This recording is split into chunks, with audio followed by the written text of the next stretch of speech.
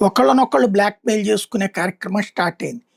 Israel, America మిత్ర దేశాలకు సంబంధించినటువంటి వాళ్ళకి గ్యాసు, పెట్రోలు అందకుండా చూడడానికి హార్ముజ్ జలసంధిని అడ్డుకుని ఇరాన్ ఎత్తుగడ వేస్తుంటే, ఇరాన్ దగ్గర నుంచి పైప్ లైన్ ద్వారా టర్కీకి వెళ్ళేటటువంటి గ్యాస్ లైన్‌ని ఇజ్రాయెల్ స్ట్రక్ చేసింది.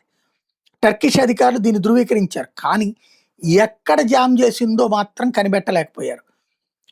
ప్రెసిడెంట్ ఎర్డోగన్ ఇప్పుడు టర్కీ ఈ విషయం మీదన ఏదో జరుగుతోంది, నెతన్యాహు కావాలని చేస్తున్నాడు తన సర్వైవల్ కోసం అంటూ ప్రకటించుకొచ్చాడు.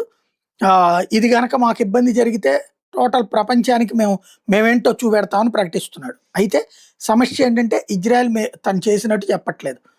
అదే సందర్భంలో ఇజ్రాయెల్ కావాలనే ఇరాన్ గనక ఈ హార్ముజ్ జలసంధిని వదలకపోతే నీ వ్యాపారాల్ని, నీకు సంబంధించిన వ్యవస్థల్ని స్తంభింపజేస్తానని పరోక్షంగా చెప్పినట్టుంది.